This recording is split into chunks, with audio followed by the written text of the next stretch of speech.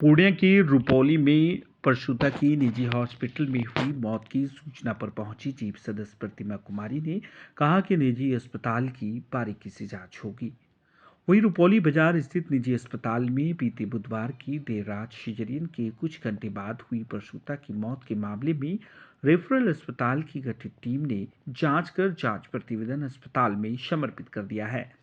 वहीं प्रभारी चिकित्सा पदाधिकारी डॉक्टर नीरज कुमार ने बताया कि प्रसूता की हुई मौत को लेकर हर एक बिंदु पर बारीकी से जांच की गई है। वहीं मौत को लेकर संबंधित क्षेत्र की आशा कार्यकर्ताओं से भी रिपोर्ट ली गई है, जिसमें उन्होंने कहा है कि निजी मिम्स हॉस्पिटल में सिजेरियन के कुछ घंटे बाद ही प्रसूता की मौत हो गई थी। जांच प्रतिवेदन वरीय पदाधिकारी को भेज दिया गया है।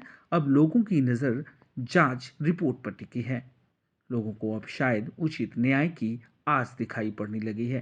हालांकि हाल फिलहाल में निजी हॉस्पिटल में सन्नाटा पसरा हुआ है। वहीं सिविल सर्जन पूर्णिया ने बताया कि जांच प्रतिवेदन मिलते ही विधिशमन कार्रवाई की जाएगी।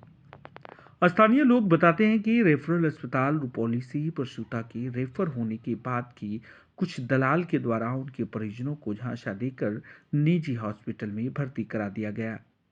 रेफर होने की सूचना दलालों के कान तक कैसे पहुंचती है, इसकी जांच के साथ ही कार्रवाई भी होनी चाहिए, जिससे दलालों पर नकेल कसी जा सकती है।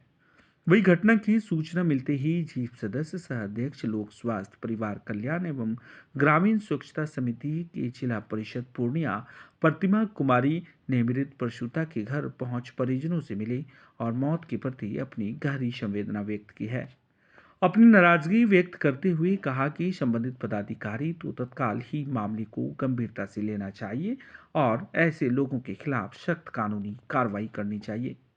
उन्होंने बताया कि विधि शमन कार्रवाई को लेकर पूर्णिया के जिला पदाधिकारी व सिविल सर्जन से बात की जाएगी।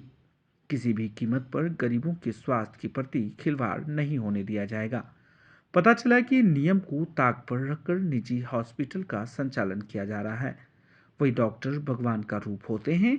डॉक्टर के द्वारा सिजेरियन के बाद कौन सा इंजेक्शन दिया गया जिससे उसकी मौत हुई या क्या लापरवाही थी जिसकी वजह से ये घटना घटित हुई, ये जांच का विषय है। अब देखना यह है कि आखिर जो जांच रिपोर्ट दिया गया है उसमें किन किन चीज़ों का ख्याल रखकर जांच किया गया है।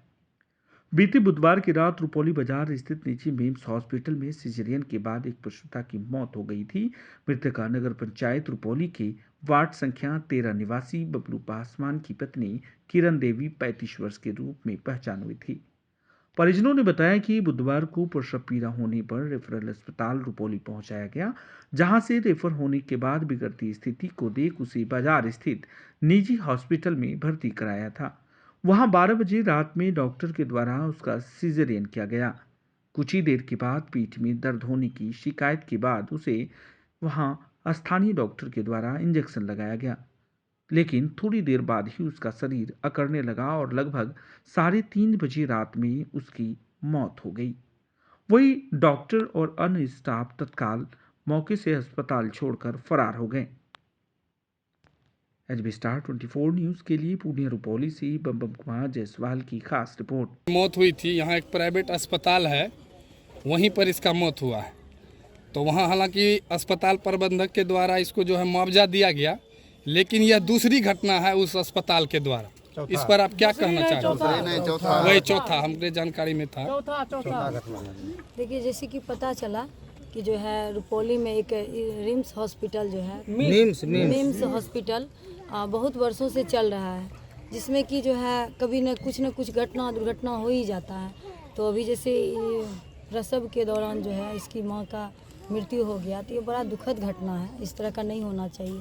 अगर कोई भी आप अस्पताल खोलते हैं तो आपको लाइसेंस जरूरी है और आप MBBS MD किए हैं कि नहीं, इसका आपको सर्टिफिकेट भी चाहिए और तब आप अस्पताल चला सकते हैं। अगर इस तरह का कुछ है तो उस पर जो जिला पदाधिकारी सर से भी हम कहेंगे कि इस पर आप जांच करके अविलंब देख करके कार्रवाई करवाइए।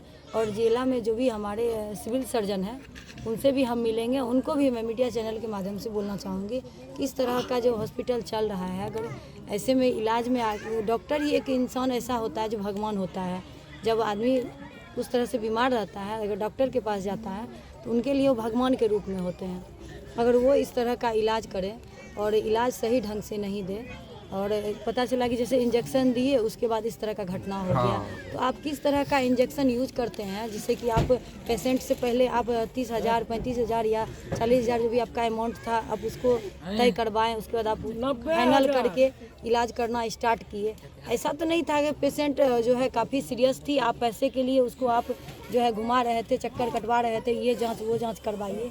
तो मानवता के नाते ये कहता है मानव जाति के लिए कि अगर उसके पास पैसा है या नहीं है, पहले तो आपको जान बचाना चाहिए, फिर तो लोग मजदूरी करके ज़मीन बंधकी लगा के भी पैसा देता ही है। लेकिन इलाज में कहिए कमी के कारण इस तरह का घटना हो गया। हम विधायक जी के तरफ से, माननीय विधायक श्री शंकर सिंह जी के तरफ से और माननीय जिला पार्षद हम आए हुए हैं। माननीय विधायक जी पटना में हैं और एक जनप्रतिनिधि के रूप में हम जो है सहयोग करेंगे इनको और जिला में जाकर के हम डीएम साहब से भी मिलेंगे और सिविल सर्जन से जो इस तरह का हॉस्पिटल चल रहा है उस पर अविलंब कार्रवाई करवाएं। आप तो वहाँ जिला परिषद अथी से तो आप अध्यक्ष भी हैं इस पर स्वास्थ्य विभाग में, तो सिविल सर्जन सर से आप यहाँ से भी बात कर सकते हैं। अभी हम फोन से बात अभी तुरंत करेंगे, उसके बाद हम लोग स्वास्थ्य परिवार कल्याण आवश्यकता समिति के अध्यक्ष भी हैं, तो हमारा जो मीटिंग होगा उसमें भी हम प्रोसीडिंग में लेंगे। जो भी इस तरह का अस्पताल चल रहा है उस पर जो है कार्रवाई की जाए। क्योंकि अल्ट्रासाउंड और अस्पताल यहाँ क्षेत्र में जो है भारी पैमाने पर खुल रहा है और फल फूल भी रहा है।